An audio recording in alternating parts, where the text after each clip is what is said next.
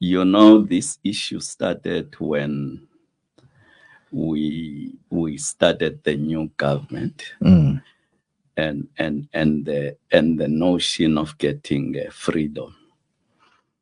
Some people didn't understand, you know, the difference between chaos and freedom. Because what happened is that the ANC, as a ruling party, a number of people joined it, especially after 1990. And these people joined it with a number of intentions. And that was actually seen by Nelson Mandela. But when you talk about ethics, you need to set that at the top. You need to set the tone at the top. So when you are taken to court and you are not treated in the same manner and take the number of years that an ordinary person would have taken, then it becomes a problem. I think even the voters themselves, I think we are maturing now. We are no longer voting with the heart. We are voting using our mind. You know, I think we need actually to strengthen, you know, the police, the security, and all of that. Otherwise, our country is becoming a little bit of a mafia state. A relationship that we have with the ANC. Talk to us about that, Prof. Yeah. You're promoting me now as a prof, man. So, guys, in the studio, we have, you know, a guest here, Dr. Makhosandile, and we are going to be, you know, delving into a subject that I think it's an important subject. We're going to be talking about corporate governance, looking into what his thinking is and his sort of mindset is around that, and of course, I mean, that has a lot of you know, knots tied to it. We as I said earlier on, you know, it has ties in the private environment and also in government, as it were, you know. So we are not going to be directing into government only, but also we look into the private space as well. And we know that when corporate governance is not adhered to properly, issues of ethics and lack of you know, moral fiber in that space, how you know, companies collapse. VBS Bank, you know, is one of the things that comes to mind, as we spoke about it, I think a couple of weeks back. Yeah, we did. That the guy has been sentenced to 495 years, but of course we know that he cut himself a deal as well. He'll probably just spend 15 years of that. And there are many other people who are in line to actually be prosecuted around that. So those are some of the things that we are going to be touching on as far as that is concerned. Doc, kunjani namhlanje? Siphilile Lester. Ndiyanibona banani niphilile. Doc, we are trying, Doc. We are doing very well. But good to see you, Doc, for the first time for me when I know Spokie been kenabonana. But really good to see you, Doc. So Doc, I mean, you decided to speak to us on this very I wouldn't say it's not tough, this subject. It's morally, so it should be an easy subject. But of course, there are many other things that, you know, get tied into people not doing things the manner in which they should be doing them. And part of that, we know that in government, for instance, that they have a reputation that was straight to government. People don't really kind of appreciate that. People are always looking for people who are, you know, willing to bend some corners, you know, to get things done, take shortcuts and all of that. So, Doc, what is your interest? What made you to be so interested in this particular subject? I'm not sure, Lester, whether I should be saying it's an interest or something that is bogging my mind. Yeah, because a few years back, I wrote a number of articles, opinion articles relating to this subject. I think in 2018, I wrote 2 articles to the City Press. And then I kept on writing some other articles in a daily dispatch. Yeah, it's boggling the mind in the sense that sometimes you talk about corporate failures and corporate scandals. And people normally confuse the two, which is corporate failure and corporate scandal. They would talk about these terms as if they are the same terms. Normally, corporate failure is normally also said, it's called a business failure.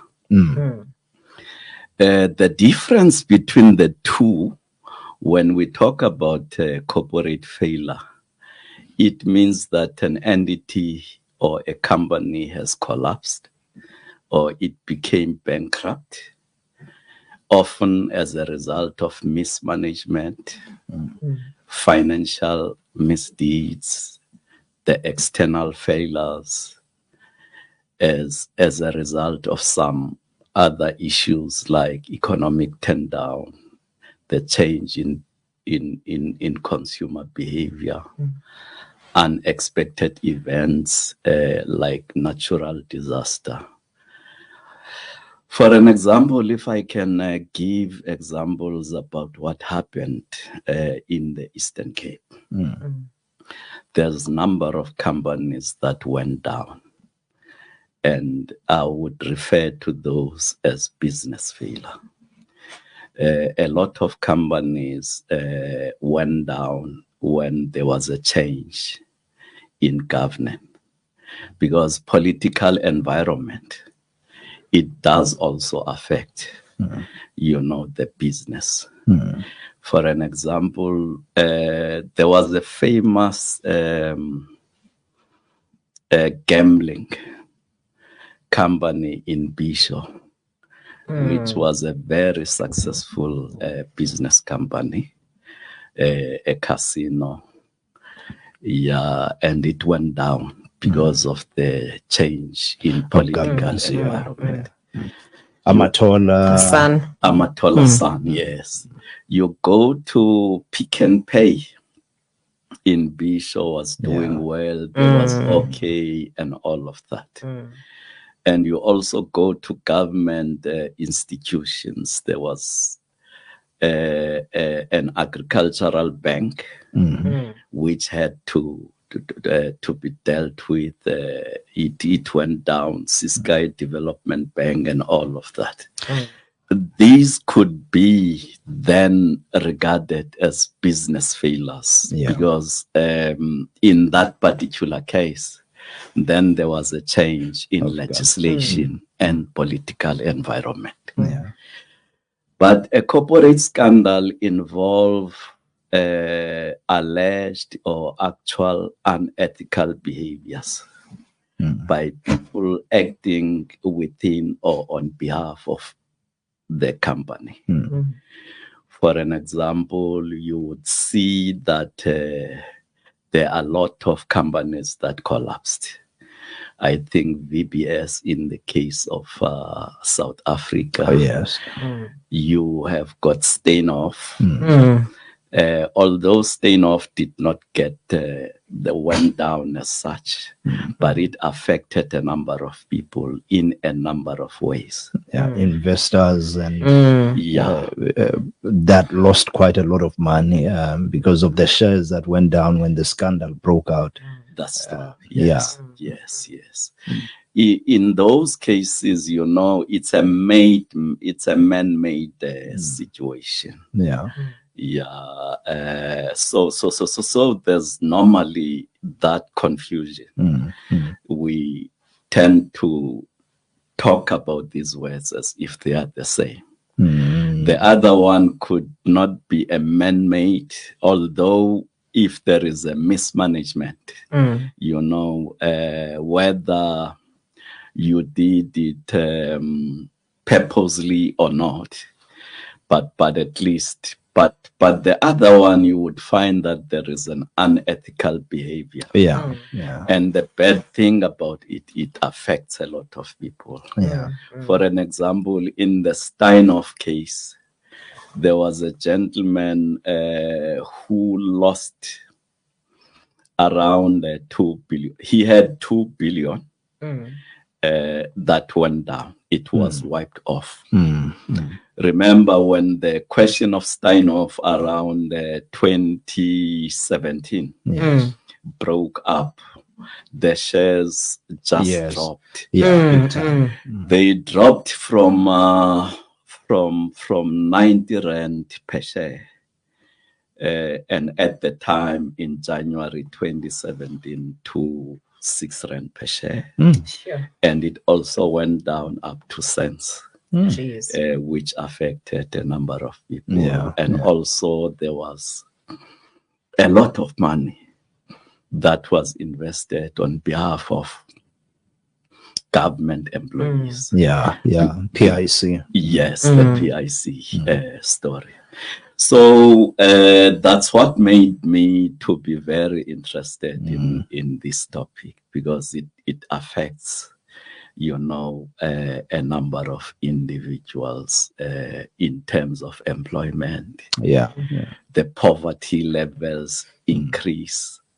You know, it does affect also government, because when you have a company that produces billion and then it's wiped off all of a sudden, there's tax that you lose, which is income in government. Yeah, it's almost like a chain reaction of some sort. But Doc, I mean, it's quite interesting what you're saying, because you know, you're just gonna pick up our nostalgia here now, Lester and Spokie, when you speak of Sky Bank and all of these things. No, Majolasan, or Pick and Pay, where you didn't have to.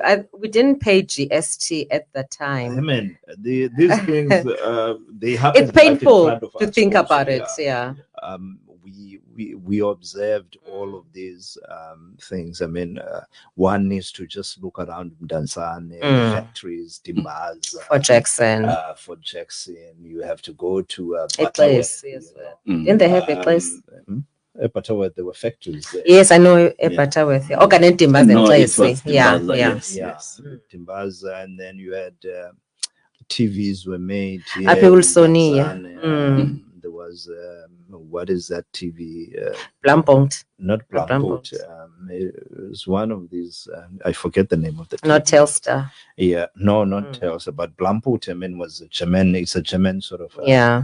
Produced TV, but there were some of these that. And they used to call them a TV. I know my older cousin used to work at TV. So you speaking from the corporate sort of governance side, that what happens in the political sphere, so to speak, and how it then impacts on this, and then the other part which you spoke to.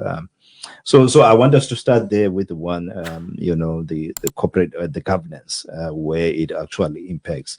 We did touch on earlier on with Spokie. We'll just maybe, you know, dive into the current scenario that we see, and how some people maybe feel like the government of national unity may have a positive impact, you know, in resuscitating the hope that people have in South Africa and sort of governance. Do you see that when you look at the current scenario? Because we know that just now before elections, things were kind of, you know, there was quite a lot. I mean, there was a lot of things that sort of looked like they were taking a nosedive. But now, after the GNU, there's a sort of a renewed sense of hope, if you like. Do you you think that what you are speaking to now is also maybe being affected is in chain reaction at the moment with the GNU? That do you think that there's a positivity that's coming there? Yes, there's positivity. In markets, they analyze issues in the different way in which we analyze. Yes, as ordinary people.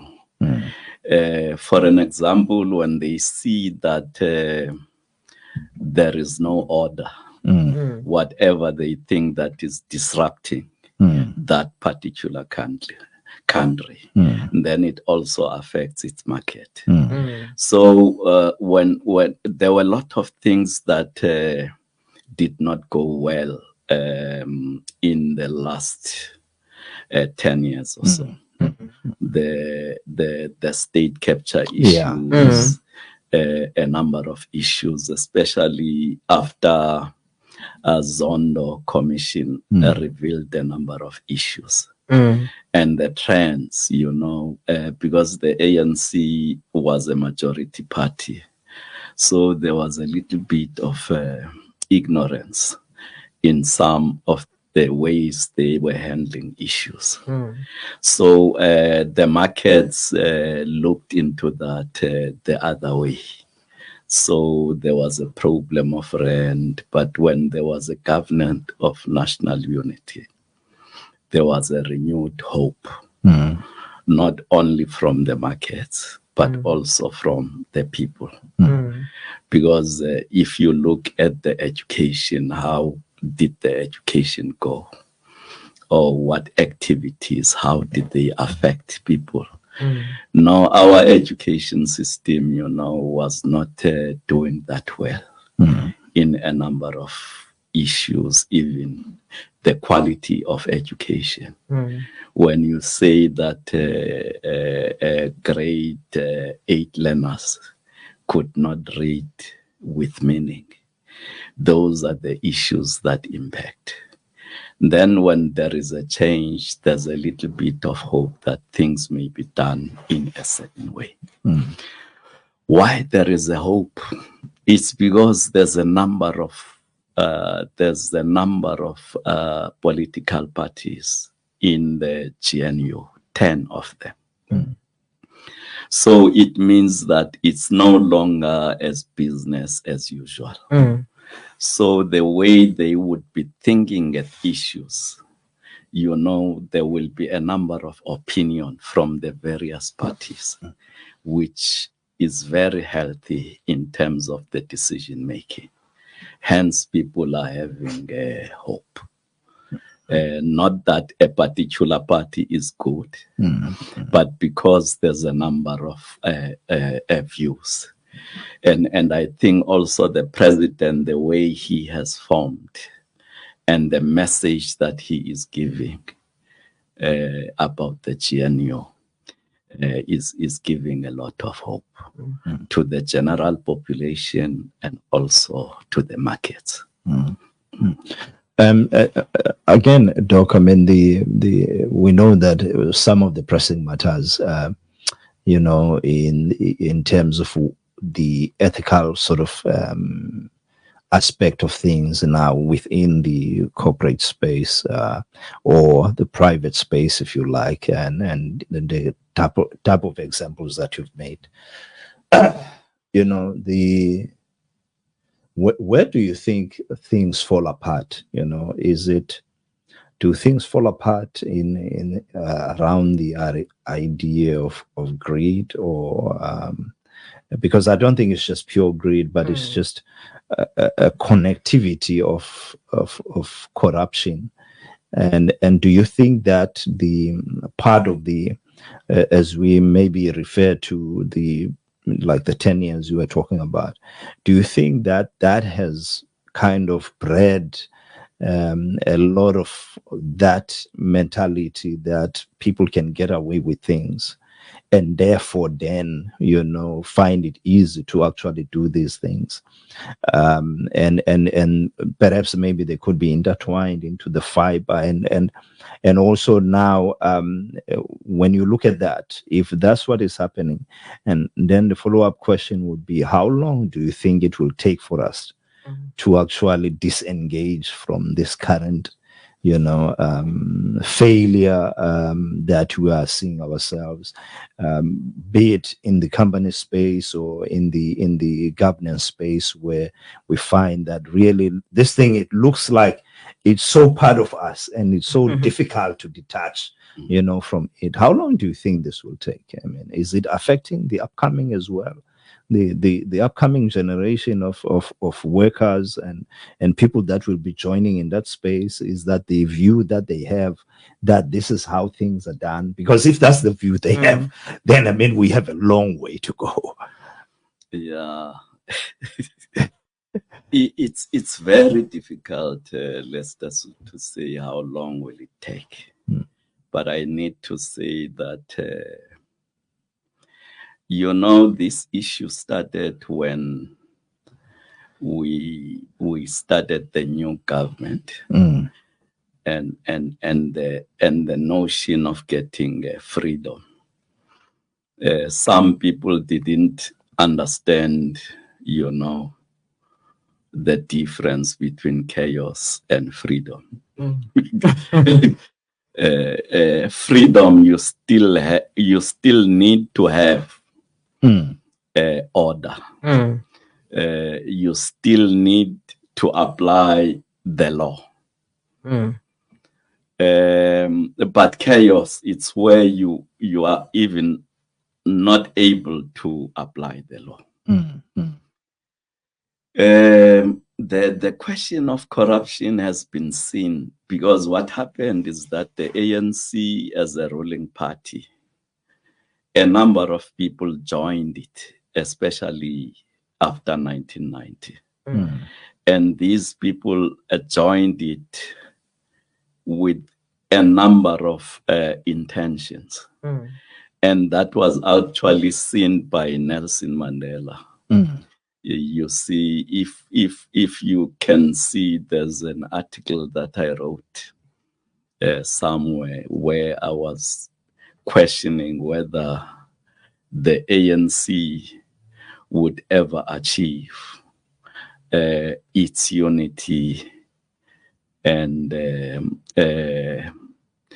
I forget the term, what Ramaphosa is doing in terms of trying to cleanse the bad elements of the ANC. So a number of people got in. Then the ANC had certain programs for people. But those people that were in on behalf of the ANC applied these programs to benefit, themselves and their cronies. Hence, the ANC then at some point has been seen as a corrupt party. You see, not to say that all of them are corrupt. Yes. Some has good intention, but the problem, they did not actually cleanse those particular individuals. Now, what happened is that the ANC spoke about a renewal, and they have been speaking about this renewal for a long time, and it was not being applied. And then Ramaphosa, when he took in, he started implementing the renewal and the step aside. Then it brought in two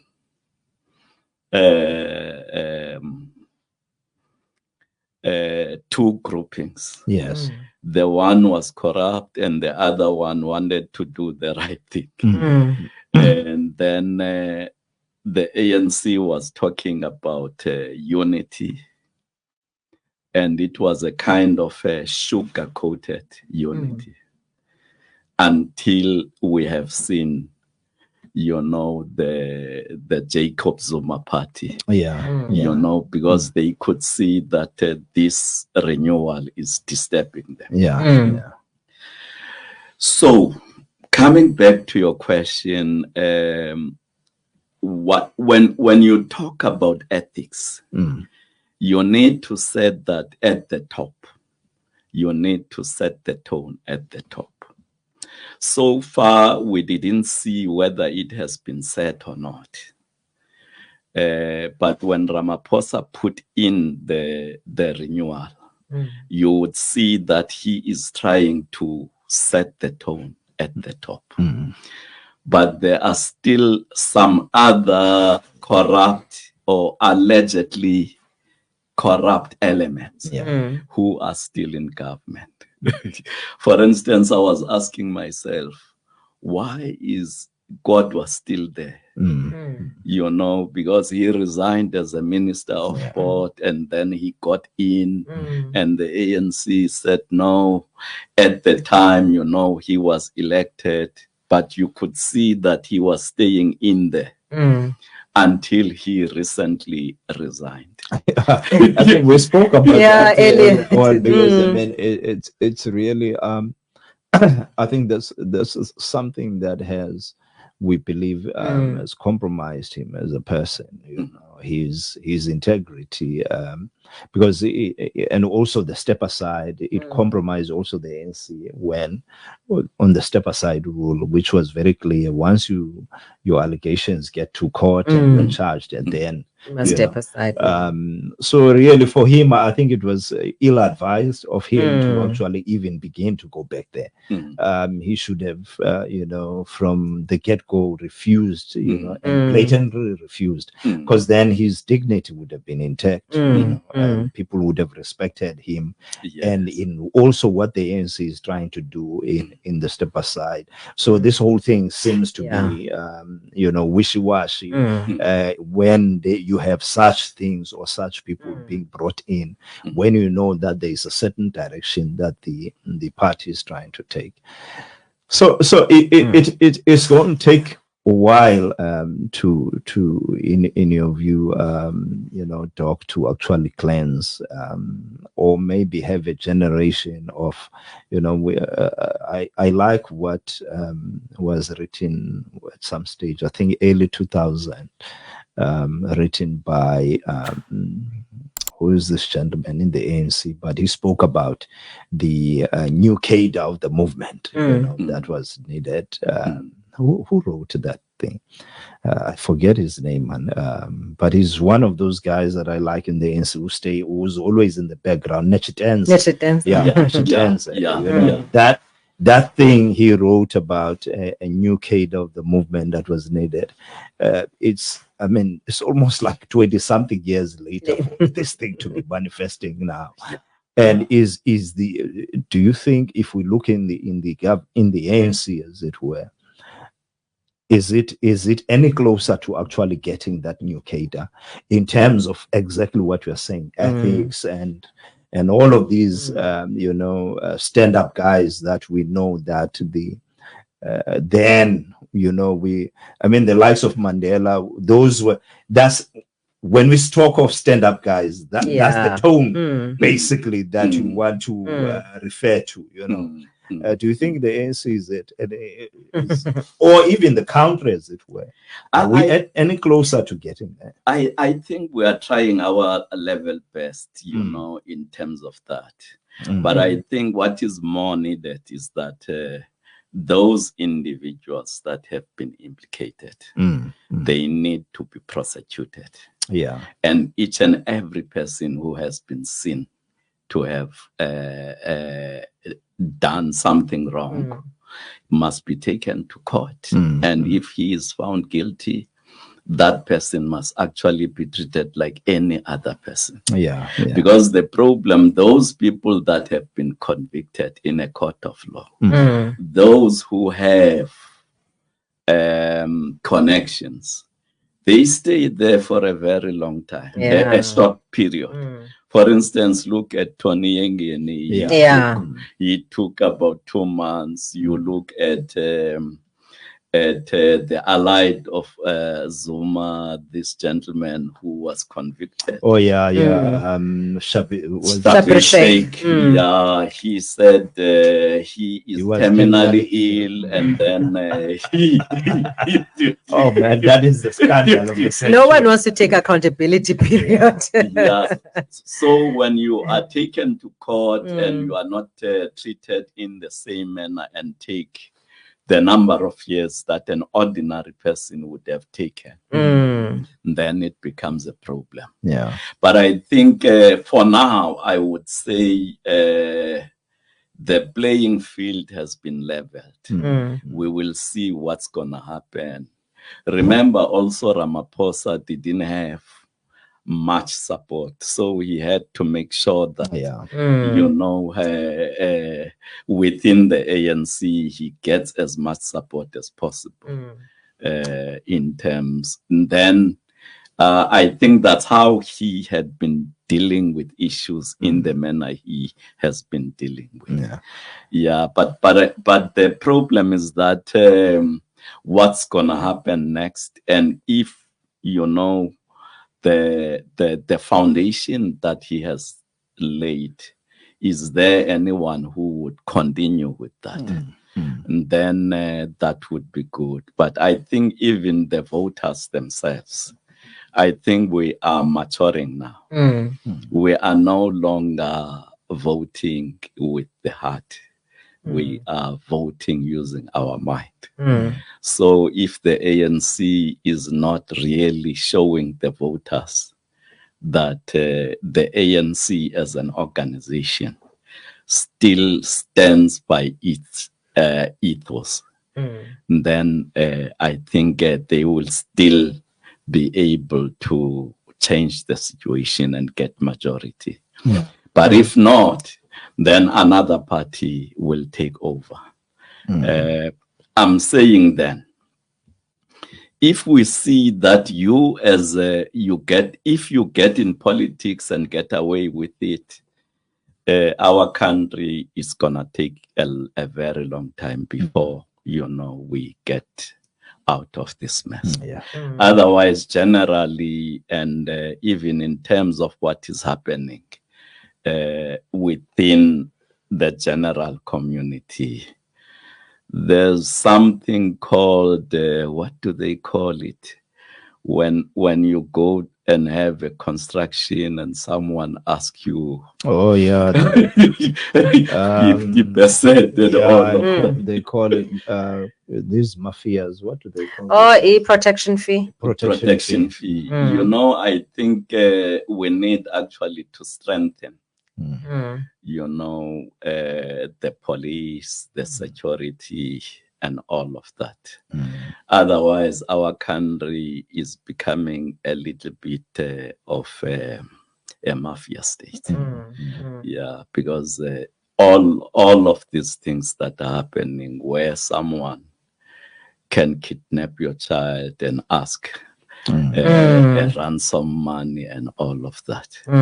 So I think from a societal point of view, the government need to set up a tone and actually strengthen the police, the law, and all of that.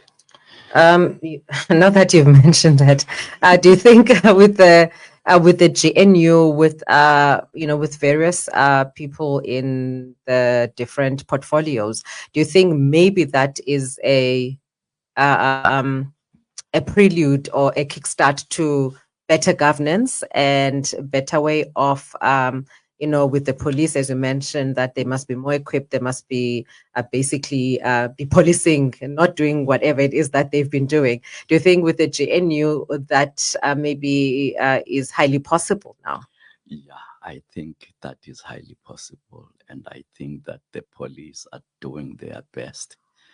I have seen a headline in KwaZulu-Natal, something that was shocking. The police raided a prison and they find a number of things that are not supposed to be there. And you see a number of cases where they have raided and confiscate, the drugs and all of that. I think there is hope. There is pressure also. Yeah. Because I think the Minister of Police, he made a very good statement that he will allow the National Commissioner to be a commissioner. Because previously you would see that the minister is almost the commissioner a commissioner. And if the commissioner themselves, can actually show us what they are doing. You don't see, when you talk about crime, you don't see an MEC for safety. You must see the national the commissioner of that particular province. I do have hope, and there's a little bit of pressure, because the ANC would want to get its majority back. Yeah. In terms of those ministries that they are leading. They need to show that they are doing the work. I really have a hope. I see a number of people asking petty questions, whether it's GNU or for me that is not necessary, but I think that the shape of the government, as I see it now, gives a lot of hope. I think, some of these things, Doc, they are meant to really ruffle the kind of environment and also those parties that are there. So when people have these questions, it's all politicking, but I think ultimately, this is where I think the kind of scenario that we have in politics sometimes does not always speak to the aspirations of the people, because people are fighting for positions and they are fighting for populism, all of that. They want to be populist in their approach, and therefore hope that will help them garner more sort of votes and all of that. But how do you feel, Doc? We've run out of time. It's 16:45. Time flies here. It does. Things, how do you feel, Doc, about the environment really now within the like when you spoke about corporate failure? Because that environment, in the Eastern Cape, as it were, you've seen the economics in the province. They are not looking great. Our employment rate, unemployment rate is quite high. We have now ECDC, that used to be Sky Development Bank. Yes. Is now ECDC, and all of these other mechanisms. The state of the province address is coming soon now to open the Eastern Cape Parliament after the elections, which is going to be on Wednesday. And so when you look at the Eastern Cape, where we are, a lot of people have, there's sort of there's a doom picture or dim view of what the Eastern Cape is and its future looks like. Do you think that as the province, we are actually treading correctly in sort of taking away that picture of being number last, or of looking like a province that is hopeless and all of that? And many of the people, we were mocked, in fact, even now, the fact that we voted the ANC back into power without question and all of that, and did not create the environment you see in Gauteng. So what's your view of that? Do you think that there's hope for us in the province? Are we doing everything that we need to do to get ourselves out of being seen as a province that is what's the proper word, man, when you look at our province, where everyone seems to be thinking, now nilamba province,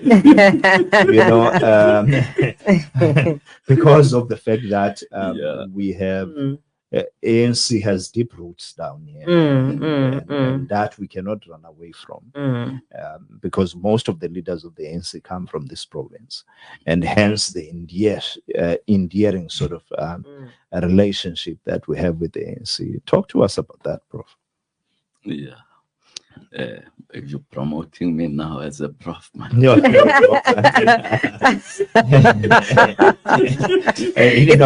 invitation. No, you're good.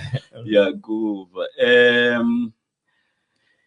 It's a very difficult question to deal with, but I must tell you how I see it from my side.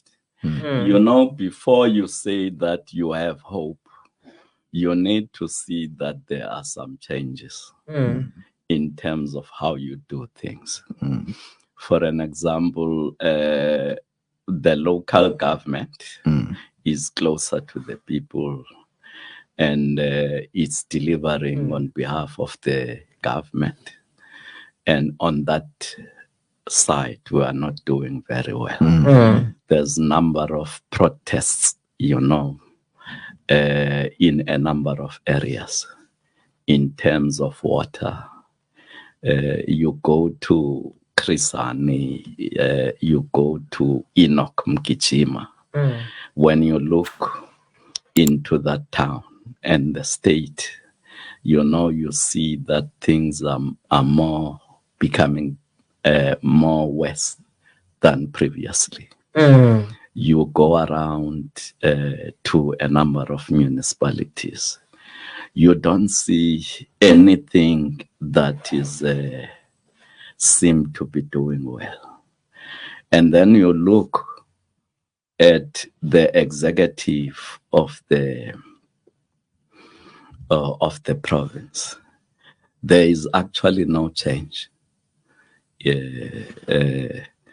I haven't seen anything that seemed to be convincing, or something that is taking a direction of saying we have changed. And it's worse now. You know, you come to Buffalo City and see how things are going. You see that the tariffs are going up.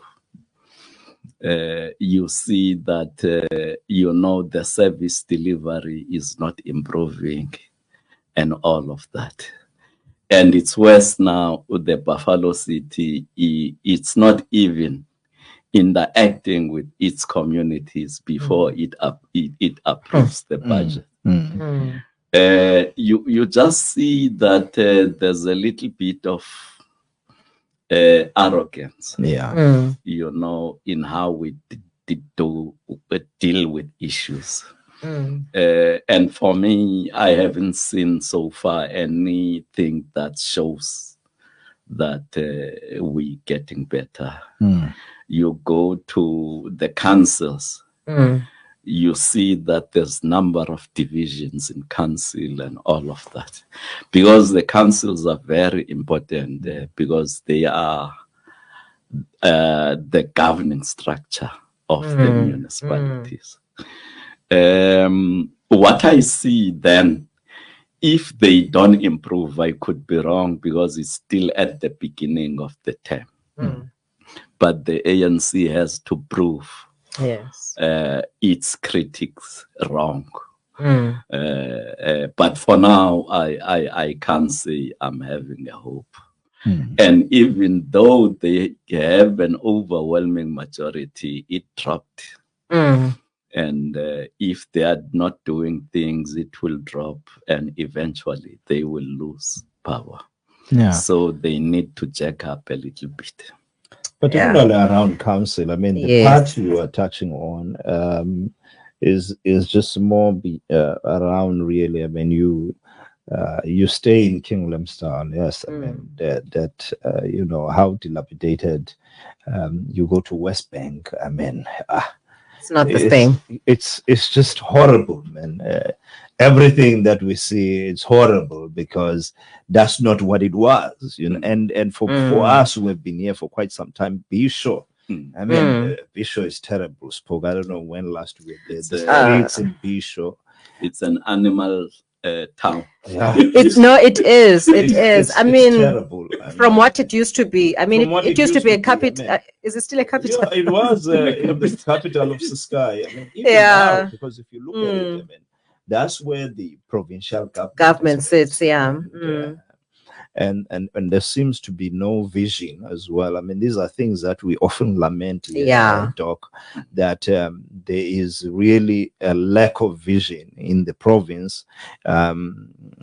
Maybe in the province, I mean, look, I've seen a couple of their sparks. I mean, the roads that are being done. I mean, that Sandra is doing their part, but where it matters the most, where people stay, you know. These guys, they drive in these streets and there are potholes. Like you almost have to drive like a snake. Yeah, you know, the whole street. You know, this can make me go for days. Yeah, but I think it also depends. Sometimes you do have people that have a vision, but now there's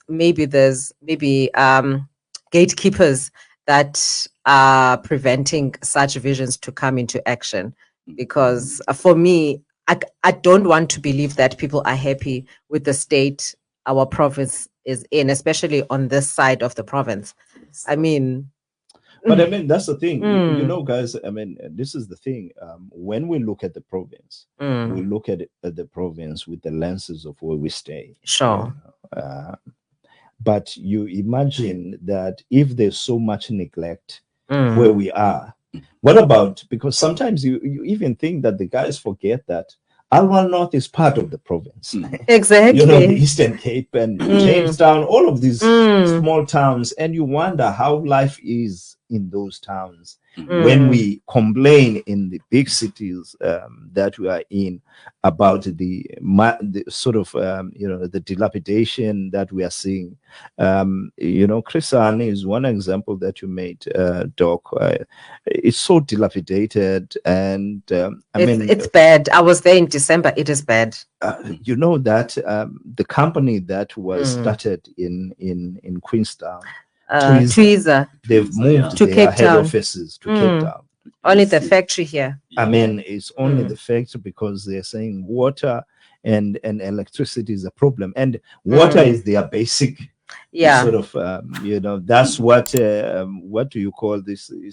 It's in the manufacturing phase. Water is their most basic. It's the entry level of their production phase.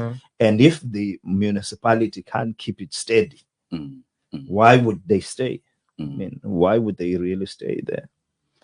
And you know, Lester, we're still talking about local government. We can talk a lot about failures in education. We can talk a lot about failures in health. You see, there are a number of very glaring issues that are also happening in that area. So there is no hope for Eastern Cape. I think they need to work very hard just to prove us wrong. Wow. Ladies and gentlemen, the time, Doc, is 4:56. And we're meant to keep you for 30 minutes. Yeah, but ladies and gentlemen, you are listening there to Dr. Kwaza, and we are here in the studio speaking about very important subject of governance, you know, and how the lapses in proper governance, you know, can lead into a collapse of many other things, which we are now touching on, just not only in the government space as we were talking about, but also in the private, and how that thread, you know, we need it to be cut somewhere, you know, because when we have discussions like this, we also think about generations and that are coming, that are in the universities now, and they mustn't think that this is the way that things are supposed to be done. And unfortunately, most of the time, the guys that join these, student politics, they think that that's how things ought to be done. I mean, and then they take that radicality and move with it, and that sort of mentality of cronyism, and they move with it into government. So we hope that these things will not remain the same for a very long time, and it is our prayer that there must be a change somewhere. But Document, thank you so much for joining us, and your last words to the listeners, Doc. I just hope that the listeners have something to take on what we have said. Yeah, I think basically we were expressing our view as to how we see things, but the evidence is there. We thank them for listening to us and listening to our views. I hope that this will have an impact, especially in terms of how we do things. The ethical issues are very important, and I think it will have an impact to those people that are listening. I thank you so much, Lester, for this opportunity, and I also thank them for listening to us. Yes.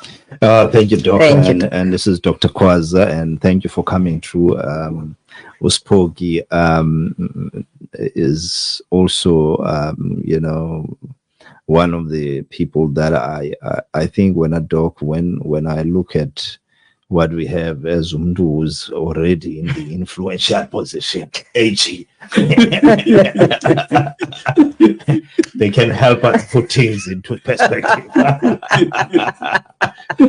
But thanks, Doc, for coming through, and we will have more sort of other sessions in the future, where we know in our country there are always major things that are happening, and we hope to have you in those sort of discussions where we tackle sort of things that are happening. Doc, thank you so much.